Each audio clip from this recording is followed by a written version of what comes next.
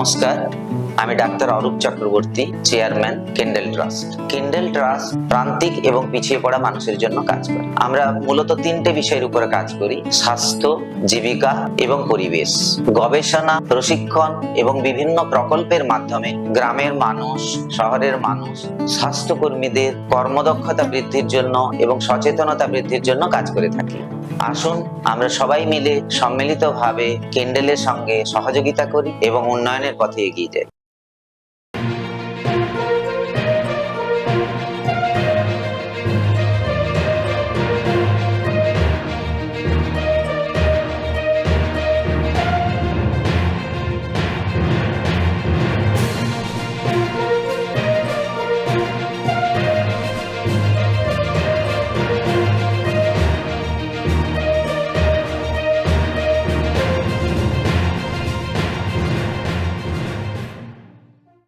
নমস্কার, ডিডি বাংলার বিশেষ অনুষ্ঠান নিজের স্বাস্থ্য নিজেই জানো, এই অনুষ্ঠানে আপনাদের সবাইকে স্বাগত জানাই। শিশুর শ্রবণ সমস্যা। যদি কোনো শিশু শুনতে না পায় তাহলে কিন্তু তার বলার ক্ষেত্রেও সমস্যা হতে পারে, ভাষাগত সমস্যা হতে পারে, মানসিক বিকাশেও সমস্যা হতে পারে। কিন্তু আমরা বুঝবো কীভাবে? ট্রিটমেন্টই বা কেমনভাবে হবে? এসব নিয়ে আজকের এপিসোডে আমরা আলোচনা করব। আমাদের সঙ্গে বিশিষ্ট ইএনটি সার্জন অধ্যাপক ডক্টর সুমন্ত কুমার দত্ত রয়েছেন। নমস্কার। নমস্কার। ডাক্তারবাবু, শুরুতেই যেটা জানতে চাইব, শিশু শুনতে পাচ্ছে না পাচ্ছে না সেটা কিভাবে বোঝা যাবে? আজকের দিনে জন্মের সময় ইনহাউস হাসপাতালে থাকাকালীনই কিছু কিছু পরীক্ষা আমরা করিয়ে নিই, কারণ অত ছোট বাচ্চার তো কেউই অ্যাসেস করতে পারবে না। ওটো অ্যাকোস্টিক এমিশন বলে একটা টেস্ট হয়, একটা পরীক্ষা হয়, যেটা জন্মের সময় হাসপাতালে থাকাকালীনই বাচ্চাকে দেখে নেওয়া হয়।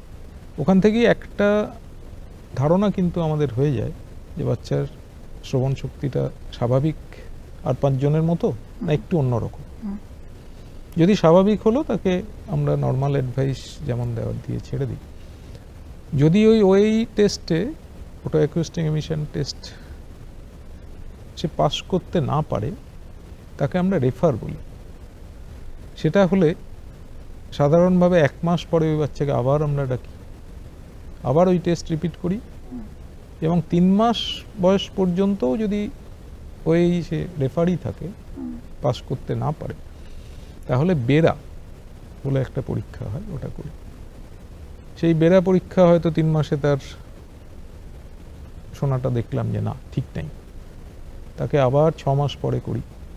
করতে করতে 6 মাসের মধ্যে আমরা একটা জায়গায় পৌঁছতে পারি চিকিৎসা শাস্ত্রে, যে বাচ্চাটা শোনাটা ডিফেক্টিভ হবে, স্বাভাবিক আর 5 জনের মতো হবে না। তাকে স্পেশাল কেয়ার, বিশিষ্ট নজর রাখতে হবে তার জন্য।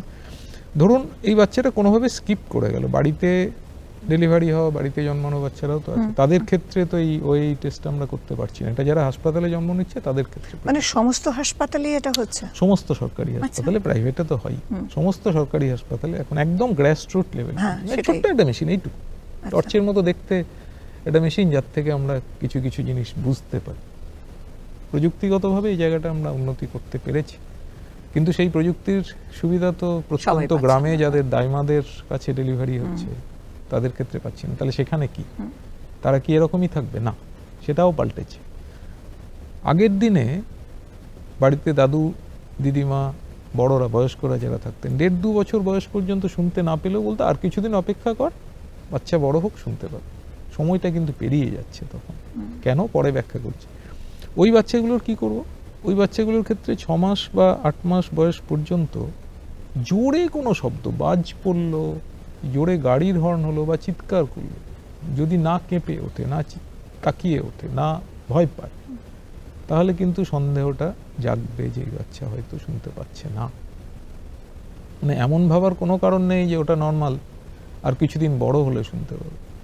চিকিৎসা শাস্ত্র অনেকটা উন্নতি হয়েছে, তো মানে আমাদের কানের অপারেশন, শ্রবণ শক্তির যে চিকিৎসা, এগুলো পরে আসছি আমি, সেগুলো অনেকটা উন্নতি করেছে বলে যত দ্রুত আমরা এটাকে নির্ণয় করতে পারবো, ধরতে পারবো যে বাচ্চারা কানে কম শোনে, তার চিকিৎসা আছে, তো ওই 8-9 মাস পর্যন্ত যদি বাচ্চাকে শুনতে না পায়, তখন তাকে ডাক্তারবাবুর কাছে নিয়ে গেলে ওই একই টেস্ট আবার ওই আবার বেড়া ওগুলো করে নিতে পারবে।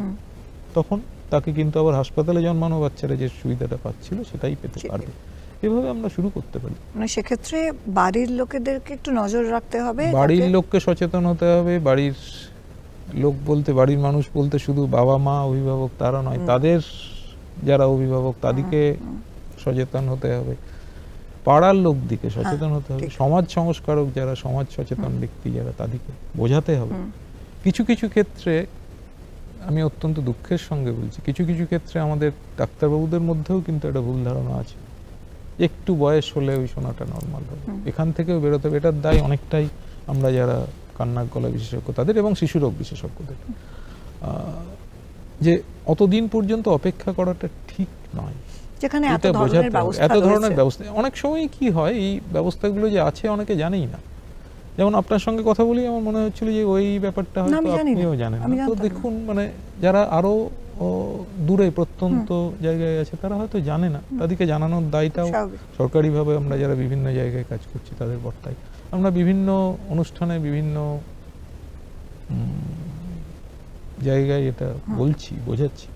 আজকে যেমন এই অনুষ্ঠানের মাধ্যমে দর্শক বন্ধুরা বুঝতে পারছেন যে শ্রবণ শক্তি ঠিক আছে কি না এটা দেখার জন্য 2-2.5 বছর পর্যন্ত অপেক্ষা করার কোনো কারণ নেই, করলে ভুল হয়ে যাচ্ছে। এই বার্তাটা আরো বেশি করে পৌঁছতে হবে বিভিন্ন জায়গায়। কোন বয়স থেকে বাচ্চা কথা বলতে শুরু করে? কারণ আমি প্রশ্নটা কেন করলাম, কথা বলা হয়তো একটা দুটো আওয়াজ করছে বা বাবা বা মা বলছে, সেটা ওই 1 বছরের আশপাশ। মানে অনেক সময় বাচ্চা 1.5 থেকে 2 বছর পর্যন্ত একটাও কথা বলছে না, তার কিন্তু 90% চান্স শুনতে পাচ্ছে না বলেই কথা বলতে। সে কারণে আমি প্রশ্নটা করলাম। অনেক সময় অনেক বাচ্চা পরে কথা বলবে। সমাজে যারা বোবা কালা হয়ে আছে তারা কিন্তু কেউ শুরুর থেকে বোবা নয়, ওরা কালার থেকে বোবা, ওরা ডেফ, প্রোফাউন্ডলি ডেফ, কিছুই শুনতে পায় না, তাই তাদের ব্রেনে কোনো শব্দ পৌঁছয় না এবং ব্রেনের ওই জায়গাটা যেখান থেকে স্পিচ ডেভেলপমেন্ট হয় সেটা হতে পারছে না। তাহলে বেসিক্যালি তারা কানে কম শোনে, তাই তারা বোবা হয়। এবং আমরা কিন্তু এখন যুদ্ধ করে চলেছি এই বোবা কালা এই সংখ্যাটা যাতে কমে আসে, অনেকটাই যাতে কমে আসে, সে নিয়েও কাজ করছি অনেকটা।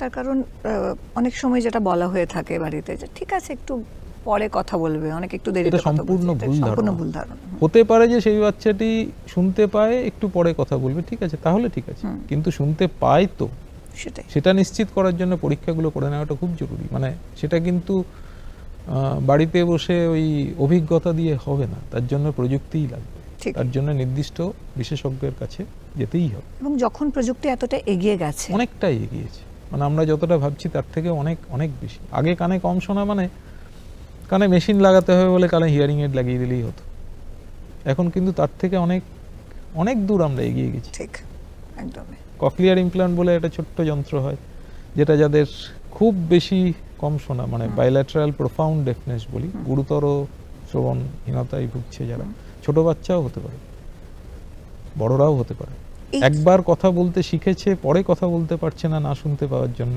তাদেরও হতে পারে, পোস্টলিঙ্গুয়াল ডেফ বলি আমরা। কাজে এই জায়গাগুলো, এই সুযোগগুলো আমরা তো নেবই, এই সুযোগগুলোকে আরো বেশি বেশি মানুষের কাছে পৌঁছে দিতে হবে, এটা দায়বদ্ধতা আমাদের। ককলিয়ার ইমপ্ল্যান্টেশন নিয়ে জানবো, তার কারণ আমি একটু বিশদে জানতে চাই। কিন্তু ককলিয়ার ইমপ্ল্যান্টেশন নয়, সেজন্যই জানছি না। উদাহরণস্বরূপ বলে রাখলাম যে ককলিয়ার ইমপ্ল্যান্ট বলেও একটা প্রযুক্তিগত উচ্চতা শিখরে আমরা পৌঁছেছি, যেটা এখন লিমিটেড কিছু জায়গায় হয়, যেটাকে আমরা চাই আরো বিভিন্ন জায়গায় ছড়িয়ে দিতে। মানে যেমন এই ওই আজ থেকে 10 বছর বা 15 বছর আগে কিন্তু গ্রাসরুট লেভেলের হসপিটালগুলোই হতো না। আজকে কানের কম শোনা তো শুধুমাত্র ওই নার্ভজনিত কারণেই নয়, কানে পর্দা ফুটো থাকলেও হতে পারে, কানের ইনফেকশন মানে প্রদাহর থেকেও হতে পারে। সেগুলো চিকিৎসা যেমন আগে শুধু সরকারি হাসপাতালগুলোর মধ্যে মেডিকেল কলেজগুলোতে হতো, এখন কিন্তু প্রত্যন্ত জায়গায়, জেলা সুপার স্পেশালিটি হাসপাতাল সেগুলোতে হয়, সব জায়গায় মাইক্রোস্কোপ আছে, মাইক্রো ইয়ার সার্জারিগুলো হয়। কিন্তু এই ককলিয়ার ইমপ্ল্যান্ট অপারেশনটা এখনো কিছু কিছু সরকারি হাসপাতালেই হয়, সব জায়গায় নয়। সেটাকে আমরা চাই আরো বৃহত্তরভাবে সরকারি দিক থেকে উদ্যোগ নিয়ে, যেমন সুপার স্পেশালিটি হসপিটালে বা ডিস্ট্রিক্ট হসপিটালে আজকে টিম্প্যানোপ্লাস্টি অপারেশন হয়, কানের পর্দা তৈরি করার অপারেশন হয়, সেই একই রকমভাবে ককলিয়ার ইমপ্ল্যান্ট অপারেশনটা ওখানে হওয়া সম্ভব। স্যার হিয়ারিং এড একটু আগে বলছিলেন এটা খুব কমনলি ইউজড, হিয়ারিং এডে কি কাজ হয় বা কতটা এটাও কাজ যদি হয়? আমরা ওভার দ্য কাউন্টার কিনতে যাই তাহলে কিন্তু ভুল হয়ে যাবে। কিরকম? হিয়ারিং এড মানে কানে শোনার একটা মেশিন, তার কাজ কিন্তু কানে রোগটাকে সারিয়ে দেওয়া নয়। হিয়ারিং এড মানে আমরা যে কথাটা আস্তে বলছি মানুষ শুনতে পাচ্ছে না, তাকে জোরে বলবে, মাইকের মতো জোরে বলবে।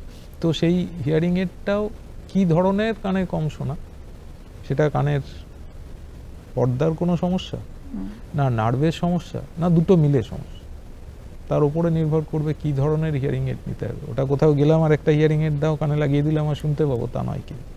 সেটার জন্য কম্পিউটারাইজড মেশিনে টেস্ট করতে হবে, বেসিক্যালি ইন্ডিভিজুয়ালাইজড হবে, যার যেমন দরকার টেলার মেড হবে। যেমন হিয়ারিং এড প্রয়োজন সেরকম নিলে নিশ্চয়ই হিয়ারিং এড ইউজ করেও কানে শুনতে পাবে। যেমন চশমাও তো তাই, আমরা যে কোনো জায়গায় গিয়ে কি চশমা একটা দিয়ে দাও বললেই হবে? চোখের পাওয়ার টেস্ট করতে হবে, কানেরও তাই। কানের শ্রবণ শক্তির পাওয়ার টেস্ট করার জন্য অডিওমেট্রি বলে একটা টেস্ট হয়। অডিওমেট্রি টেস্ট করলে আমরা বুঝতে পারি যে ওটা কন্ডাকটিভ ডেফনেস না নিউরাল ডেফনেস না মিক্সড ডেফনেস। তার উপরে ডিপেন্ড করে আমরা কি ধরনের চিকিৎসা করলে, সেটা অপারেশন করলেই হবে না হিয়ারিং এড দিতে হবে না দুটোই লাগবে না এই দুটোর কোনোটাই কাজ করবে না ককলিয়ার ইমপ্ল্যান্ট দিতে হবে, সেটা ঠিক করবে। কত তাড়াতাড়ি আপনাদের কাছে নিয়ে গেলে বা আমরা তাকে বলবো সুস্থ যত জীবন- দ্রুত সম্ভব তত মঙ্গল। এবার সেটা যদি কোনো এই অনুষ্ঠানের পরে বা এমনিও সচেতনভাবে কোনো ব্যক্তি বা অভিভাবক মনে করেন যে তার 3 মাসের বাচ্চাটিও শুনতে পাচ্ছে না কিছু এবং নিয়ে আসে, আমরা তখন কিন্তু তার ওই বেড়াই টেস্টগুলো করে দেখে তাকে ফলো আপ করবো, রেগুলার চেক আপ করবো এবং প্রয়োজন হলে এখনকার প্রযুক্তিতে 9 মাস থেকে 1 বছর বয়সের মধ্যেও কিন্তু হিয়ারিং এড বা ককলিয়ার ইমপ্ল্যান্ট করে দেওয়া সম্ভব, যেটা আগে ছিল না। যদি খুব বেশি দেরি হয়ে যায়, দেরি হলে নিশ্চিত সমস্যা। যেমন 4 থেকে 5 বছর পর্যন্ত আমাদের স্পিচ ডেভেলপমেন্টটা হয়, তারপরে হিয়ারিং ডেফিসিয়েন্সিটা মানে কানে কম শোনাটা তারপরে ডিটেক্টেড হলে কিন্তু আর সে শুনতে পাবে, কথা বলতে পারবে না, কোনো লাভ নেই। আলটিমেটলি কালা হলো না কিন্তু বোবা হয়ে থাকবে, একটাও কথা বলতে পারবে না। Speech development after 5 to 6 years is impossible to grow, develop করে না, এবার সেক্ষেত্রে ভয়ঙ্কর কিন্তু এটা। সেক্ষেত্রে মানে সে শুনতে পাবে, শুনছে কিন্তু কথা বলতে পারছে বলতে না, পারছে তখন সে সাইন ল্যাঙ্গুয়েজে কথা বলবে। আলটিমেটলি তাই, আলটিমেট কিন্তু শোনাটা অনেক সময়ই হয়। এখনকার দিনে প্রিলিঙ্গুয়াল ডেফ যারা ধরুন 10 বছর বা 12 বছর বয়সে আসছে, তারা শুনতে পাচ্ছে না বলে তারা অপারেশনটা করিয়ে নিচ্ছে শুধু শুনবে বলে, বলতে পারছে না, হয় লিখে এক্সপ্রেস করছে বা সাইন ল্যাঙ্গুয়েজ ইউজ করছে। কিন্তু ওটা যদি আর্লি এজে আমরা পেতাম, যেটা আপনি বললেন কত দ্রুত আনলে, সেটা যত দ্রুত সম্ভব, সেটা 3 মাস বয়স হলেও হবে, সেটা 6 মাস হলেও হবে, 9 মাস বয়স থেকে আমরা ককলিয়ার ইমপ্ল্যান্ট করতে পারি প্রয়োজন হলে। শুরুতে যেটা নিয়ে কথা বলছিলাম এবং আপনি বলছিলেন যে শুধু অভিভাবক নয়, আশপাশের মানুষজনেদেরও সতর্ক থাকা দরকার। নিশ্চিতভাবে যে প্লে স্কুলে যাচ্ছে বাচ্চা, হ্যাঁ, সেখানকার যারা টিচার মিস বা সিস্টার, তারাও যদি খেয়াল করেন, তাদেরকে যদি এই সচেতনতা দেওয়া যায় যে বাচ্চা অ্যাটেন্ড করছে না মানেই সবসময় আপনাকে গুরুত্ব দিচ্ছে না তা নয়, সে হয়তো শুনতে পাচ্ছে না, তো তারা ফিডব্যাক দেবেন বাড়িতে অভিভাবকদেরকে, অভিভাবকরা মিস করলে ওরা বলবেন। বা যে অ্যাটেন্ড্যান্ট, আজকের দিনে তো দেখুন পারিবারিক এতে অ্যাটেন্ড্যান্টদের উপরে ডিপেন্ড করতে হয়, তারাও তাদেরকে যদি আমরা ট্রেন করতে পারি, বোঝাতে পারি, তারাও খেয়াল করবে। তারাও তো অনেক জায়গায় কাজ করে অভিজ্ঞ, এই বাচ্চাটির ক্ষেত্রে কিছু প্রবলেম আছে কিনা। অভিভাবকদের ক্ষেত্রে ওই 1টি বা 2টি বাচ্চা তারাই প্রথম, কিন্তু যারা অ্যাটেন্ড্যান্ট তারা তো অনেক বাচ্চা সামলেছে, তারাও বলতে পারবেন, কিন্তু তাদের রোলটাও গুরুত্বপূর্ণ। এই জায়গাগুলো আমরা সাধারণভাবে ইগনোর করি বা জানি না, এগুলোতে একটু যদি আমরা গুরুত্ব দিই, নিশ্চিতভাবে সমাজ এগিয়ে চলবে, সমাজ পাল্টানো সম্ভব। কিন্তু সেটা তো নিশ্চয়ই সম্ভব, অবশ্যই সম্ভব। আর বারবার যে কথাটা বা যে প্রসঙ্গটা উঠে আসছে সেটা হলো চিকিৎসা ব্যবস্থা যখন এতটা উন্নত হয়ে গেছে, এতটাই হয়েছে যে 9 মাস বয়সেও প্রয়োজন হলে তার হিয়ারিং ডেফিসিয়েন্সি অপারেশনগুলো করা সম্ভব। সেটা কি সেটা ডিপেন্ড করবে, সেটা অবশ্যই, বিশেষজ্ঞ কিন্তু ব্যবস্থা যখন রয়েছে ব্যবস্থা তখন আছে, মানে তো তার জন্য 2-2.5 বছর is the minimum age to detect or to treat, এটা ভুল। আর 5 বছর পেরিয়ে গেলে তো সবটাই গেল। আচ্ছা, যে সমস্ত বাচ্চাদের শ্রবণ শক্তিতে সমস্যা রয়েছে তারা কি সাধারণ স্কুলে যাবে নাকি স্পেশাল স্কুলে যাবে? নর্মাল স্কুলে যাবে, নর্মাল স্কুলে। নর্মাল স্কুলে যাবে, তবে সেখানকার শিক্ষক শিক্ষিকাকে আলাদা গুরুত্ব দিতে হবে তাকে, সে যেন ডিট্যাচড না হয়ে যায়। নর্মাল স্কুলে গেলেই ও আর 5 জন বাচ্চার মতো বিহেভ করবে, স্পেশাল স্কুলে গেলে কিন্তু প্রথম থেকেই আমরা তাকে ডেফ অ্যান্ড ডাম বা ডাম অ্যান্ড ডেফ তৈরি করার জন্য পাঠাচ্ছি না। কিন্তু Normal সেক্ষেত্রে সে যাতে শুনতে পায়, অ্যাসেসমেন্টটা তো আমরা তখন করতে পারি। ওই টিচার তো আমাদেরকে ফিডব্যাক দেবেন যে শুনতে পাচ্ছে না, তখন তো তাকে আরো ভালো করে তার মানে শোনার জন্য যেটা প্রয়োজন সেই চিকিৎসাটা আমরা করতে পারি। ঠিক আছে, আরও একটা বিষয় আমার মনে হচ্ছে, সেটা হলো যে বন্ধু বান্ধবরা মানে সঙ্গে যারা পড়ছে তাদের সাথে কমিউনিকেট করতে অসুবিধা হয় না? টন্ট করে, কিন্তু তাদেরকেও যদি নিয়ে আমরা বোঝাই, বন্ধুত্ব কিন্তু গাঢ় হবে, অবশ্যই অবশ্যই উল্টো দিকেই যাবে। তারা কিন্তু এই বাচ্চাটিকে এক্সট্রা খেয়াল করবে। সেটা ঠিক। এটা আমরা কারা বোঝাচ্ছি, আমরা কিভাবে বোঝাচ্ছি, আমরা বড়রা কিভাবে বিহেভ করছি তার উপরে ডিপেন্ড করে। সেটা ঠিকই। এই কথা প্রসঙ্গে মনে হলো যে এমন অনেকেই আছেন যাদেরকে আমি চিনি, যারা শ্রবণ শক্তির সমস্যা নিয়ে এখনো পাঠান, খুব দেরি না হয়ে থাকে না, তারা এমনভাবেই কথা বলেন যে কথা শুনলে বোঝাই যায় না যে তারা শ্রবণ শক্তির সমস্যা নিয়ে জন্মেছেন। আমি আপনাকে অন্তত 100 জনের উদাহরণ দিতে পারি এখনই, যারা ওরকম ইমপ্লান্ট নিয়ে ঘুরে বেড়াচ্ছে, নর্মাল বিহেভ। হ্যাঁ, একদমই হিয়ারিং এড তো এখন আগেকার মতো এত বড় মেশিন এখানে লাগিয়ে তারওয়ালা এখানে ঢুকে যাচ্ছে তা নয়, ছোট্ট এটুকু কানের ভেতরে কমপ্লিটলি ইন দ্য ক্যানাল, দেখাই যায় না। সেই মেশিনগুলো নিয়ে কতজন, আমাদের বেশ কিছু রাজনৈতিক ব্যক্তিত্ব কিন্তু আছেন, আমি এই অনুষ্ঠানে নাম বলবো না, যারা ওরকম হিয়ারিং এড ইউজ করেছেন বা এখনো করেন, আমরা জানতেই পারিনি। কাজেই হিয়ারিং এড নিয়ে as good as normal person behave করা সম্ভব। তো বাচ্চারাও তাই করবে, বাচ্চারাও তাই করবে। তো এখন জিনিসটাকে ঢেকে রাখার জন্য তো চুলটা একটু বড় করলে বা অন্য কিছু করলেও সম্ভব। আলাদা করে ওই বাচ্চাটা যে এ স্পেশাল চাইল্ড এটা হওয়ার কোনো প্রয়োজন নেই, নর্মাল চাইল্ড, নর্মাল একটা সুস্থ বাচ্চার মতোই বিহেভ করবে। আচ্ছা, কোনো বাচ্চা হয়তো স্বাভাবিক শ্রবণ শক্তি নিয়ে জন্মেছে, কিন্তু পরবর্তীকালে ইনফেকশন হলো, হতে পারে সেখানে সেক্ষেত্রে শ্রবণ শক্তির সমস্যা, ইনফেকশনে যদি ওই যে বললাম পর্দা ফুটো হয়ে গিয়ে যদি হয়, পর্দাটা তৈরি করে দিল, মানে টিম্প্যানোপ্লাস্টি অপারেশন বা মাইরিঙ্গোপ্লাস্টি অপারেশন, সেটা করলেই ঠিক হয়ে যাবে। কিন্তু যদি সেটার জন্য তার নিউরাল ডেফনেসটাও শুরু হয়, যেটা চান্স কম, ইনফেকশন থেকে নিউরাল ডেফনেসের চান্স কম, সেক্ষেত্রে অপারেশনের সঙ্গে হিয়ারিং এডও লাগবে, ঠিক হয়ে যাবে, আবার নর্মাল। আগে নর্মাল ছিল, মাঝে অসুবিধা হয়েছিল, আবার নর্মাল হয়ে যাবে। অন্য আর 5টা রোগের মতোই, আগে সুস্থ ছিল, অসুস্থ হয়েছিল, আবার সুস্থ হয়ে গেল চিকিৎসার পরে। এখানেও তাই, মানে শ্রবণ শক্তিহীন বা শ্রবণ শক্তি কম মানেই সেটা সারা জীবনের জন্য বয়ে বেড়াতে হবে তা নয়, কিন্তু চিকিৎসা করে সম্পূর্ণ নিরাময় হওয়া সম্ভব যদি সময় ঠিকভাবে চিকিৎসাটা আমরা করতে পারি। সেটা শুধু যে হিয়ারিং এড তা নয়, সেটা শুধু যে অন্য কোনো টিম্প্যানোপ্লাস্টি বা অপারেশন তা নয়, সেটা যে কক্লিয়ার ইমপ্ল্যান্ট তাও নয়, সেটা নির্ভর করবে বিশেষজ্ঞ যেমন বলছেন তেমন। বোঝাতে হবে, শুনতে হবে, চিকিৎসা করাতে হবে, সুস্থ হয়ে যাবে। এবার যে কথাটা আপনি বলছিলেন সে একটু বিশদে জানতে চাইবো, সেটা হলো যে ককলিয়া ইমপ্ল্যান্টেশন যেটা খুব সাকসেসফুল এবং আপনি বলছেন খুব ছোট বয়সেই করা সম্ভব, একটু যদি বোঝান। ককলিয়ার ইমপ্ল্যান্ট হিয়ারিং এডের মতোই আরেকটা মেশিন, চিকিৎসা শাস্ত্রের আরেকটা মেশিন।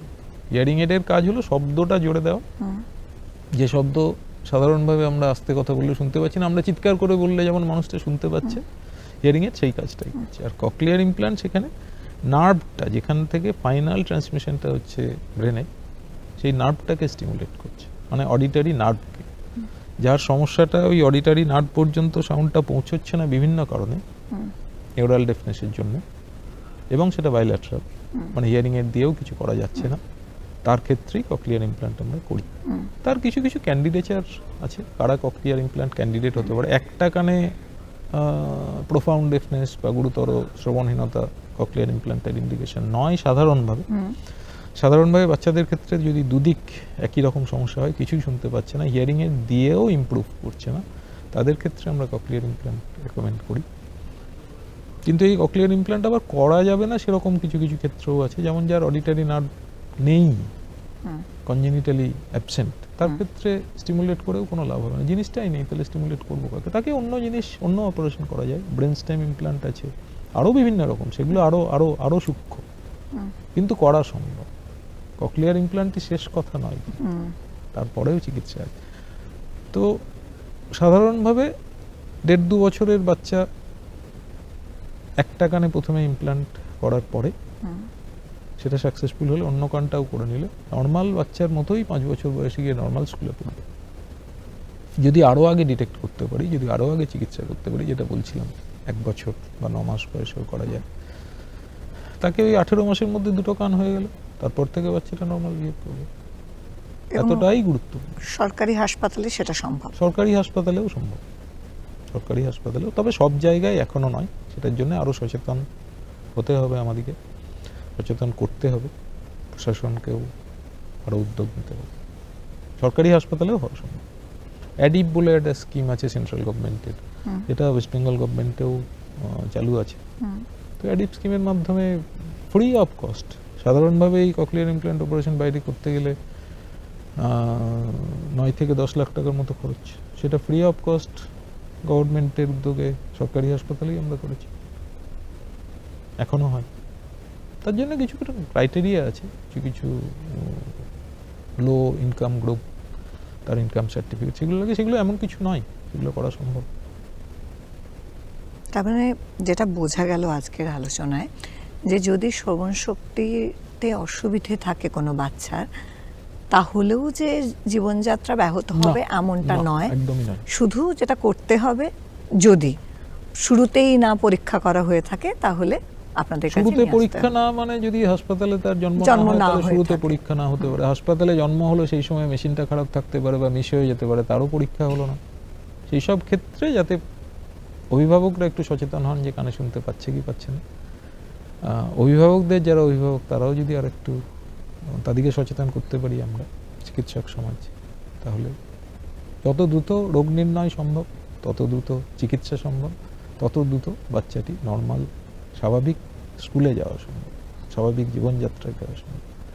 বোবাকালা হয়ে সমাজের ভার বাড়াতে হবে। অনেক অনেক ধন্যবাদ ডাক্তারবাবু। নমস্কার। আজকের আলোচনা থেকে আমরা কিন্তু একটা আশা খুঁজে পেলাম, যদি বাচ্চার শ্রবণ শক্তিতে সমস্যা থাকেও তাহলেও সেই বাচ্চা স্বাভাবিক জীবনযাপন করতে পারবে। যেটা প্রয়োজন সেটা হলো সচেতনতা। যদি মনে হয় বাচ্চা শুনতে পাচ্ছে না, তাহলে একদম দেরি করবেন না, খুব তাড়াতাড়ি চিকিৎসকের কাছে নিয়ে যান। যত তাড়াতাড়ি নিয়ে যাবেন তত তাড়াতাড়ি বাচ্চা কানে শুনতে পাবে, কথা বলতে পারবে এবং তার মানসিক বিকাশ স্বাভাবিকভাবে ঘটবে। তাহলে আজকের মতো এই পর্যন্তই। সবাই খুব ভালো থাকবেন, সুস্থ থাকবেন। নমস্কার।